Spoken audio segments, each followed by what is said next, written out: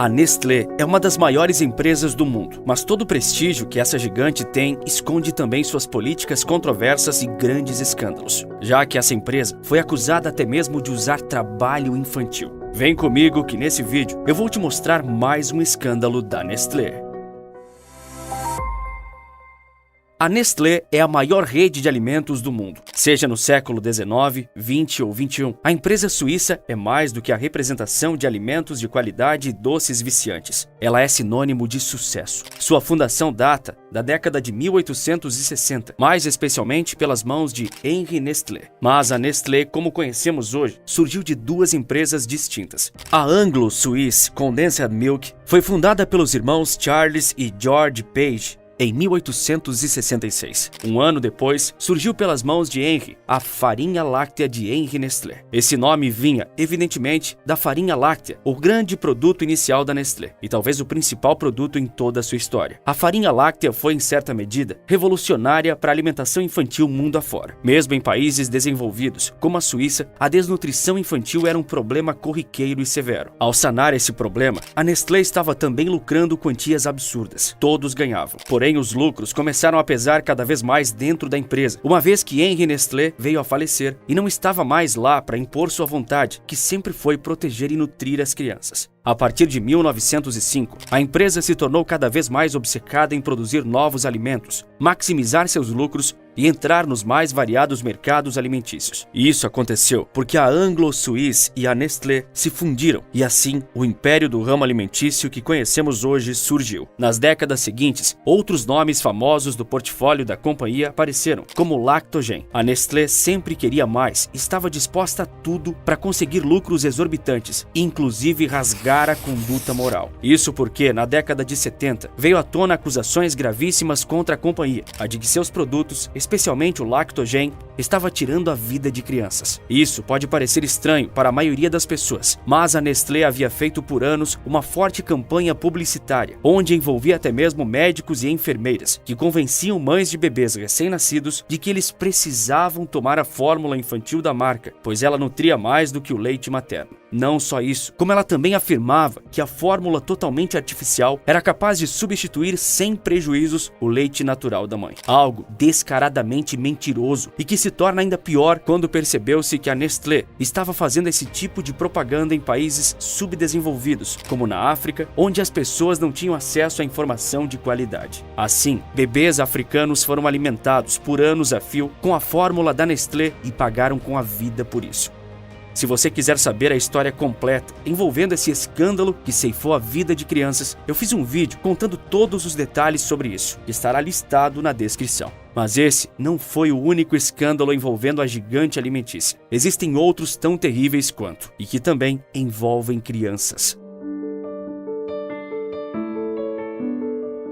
Chocolate é bom e quase todo mundo gosta. Sem dúvidas, é o doce mais famoso e consumido do planeta. Sua fabricação inspirou até filmes. A fantástica fábrica de chocolate já teve múltiplas versões, onde no mundo idílico, a produção do doce derivado do cacau é de se encher os olhos, com situações perigosas ainda que infantis, onde o vilanismo é derrotado e todos saem felizes. Não podia ser mais distante da realidade da produção global de chocolates, uma em que a Nestlé está envolvida, e é uma vergonha para sua imagem. Diferente das telas dos cinemas, as crianças não veem o processo de fabricação como meras convidadas. No mundo real, não existe nada dessa ilusão de uma fantástica fábrica de chocolate. Pelo contrário, está mais para uma terrível fábrica de chocolate. A produção mundial do cacau é extremamente problemática, e a gigante Nestlé está no centro de uma das maiores polêmicas da indústria alimentícia no século. Em 2010, foi lançado o documentário The Dark Side of Chocolate, algo como o lado sombrio do chocolate,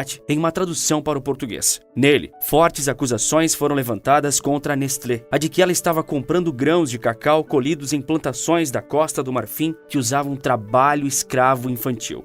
As crianças que trabalhavam nas fazendas produtoras geralmente tinham de 12 a 15 anos. Mas apesar do documentário e, consequentemente, as acusações só terem vindo à tona em 2010, o problema apontado é muito antigo, praticado há décadas. As primeiras alegações de que a escravidão infantil é utilizado na produção de cacau apareceram ainda no século passado, em 1998. No início, os boatos não repercutiram tanto, então as reputações das grandes produtoras globais de chocolate, como Nestlé e Hershey's, estavam seguras. Mas com o passar do tempo, os rumores e acusações foram ganhando cada vez mais força. Não só do trabalho infantil forçado, mas somando a tudo isso, as crianças escravizadas também estavam sendo traficadas de suas terras natais em países africanos. Chegou num ponto que não adiantava mais negar. Sendo assim, em setembro de 2001, Alford Bradley, presidente e CEO da Nestlé, assinou o protocolo Harkin-Engel, também conhecido como Protocolo do Cacau. Era um acordo internacional que visava a erradicação do trabalho infantil na produção de cacau num prazo determinado.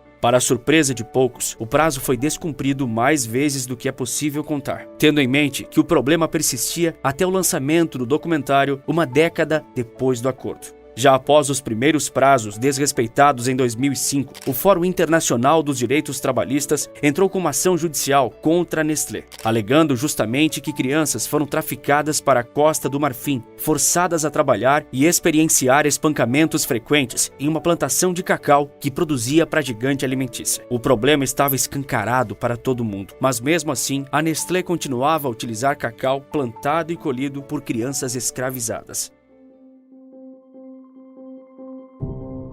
Em 2009, a Interpol, juntamente com a polícia da Costa do Marfim, realizou uma operação que culminou no resgate de 54 crianças e na prisão de 8 pessoas envolvidas no recrutamento ilegal de crianças. Você pode pensar então que, com ações policiais concretas, a questão estava definitivamente sanada, né? Isso seria o ideal, mas não foi o que aconteceu. 10 anos depois da operação, já em 2019, uma reportagem do prestigiado jornal The Washington Post mostrou que o problema continuava latente, apesar do esforço internacional. O jornal fez relatos impressionantes sobre as condições absolutamente inadequadas das fazendas de cacau na Costa do Marfim. Os repórteres avistaram crianças e adolescentes que colhiam a produção com grandes facões e nenhum equipamento de proteção individual. Ainda de acordo com o The Washington Post, as crianças das fazendas da Costa do Marfim não eram de lá, pois tinham vindo de um país vizinho, no oeste africano, Burkina Faso. O controle nessas plantações era tão grande que, ao ser perguntado pelo jornal quantos anos tinha, um dos jovens havia afirmado que tinha 19. Ele se chamava Abou. Nesse momento, ele estava sob o olhar sanguinário do vigia, mas segundo o jornalista do site americano, o garoto lançava olhares nervosos como quem mentia. Pois bem, quando o fazendeiro que o vigiava se distraiu, Abou se agachou e fez um desenho no chão de areia batida, onde apontou que tinha apenas 15 anos. Mas tudo ainda pioraria. O garoto prosseguiu até um ponto onde ele afirmou que estava trabalhando nas fazendas de cacau da Costa do Marfim desde os 10 anos de idade. Outros estavam trabalhando no momento da reportagem, todos abaixo dos 15 anos. Abou disse que tinha ido para a Costa do Marfim acreditando que iria para a escola. Nos 5 anos em que estava lá, ele nunca foi à escola. No fim das contas, as empresas produtoras de chocolate, um seleto grupo em que a Nestlé está, não cumpriram os prazos para erradicar o trabalho infantil em suas cadeias de produção. 2005, 2008, 2010 e 2020 foram os prazos, todos descumpridos. Em 2021, a Nestlé foi acusada numa ação coletiva nos Estados Unidos, movida por 8 ex-crianças escravas do Mali, que alegaram que a empresa ajudou e incitou a escravização em plantações de cacau na Costa do Marfim.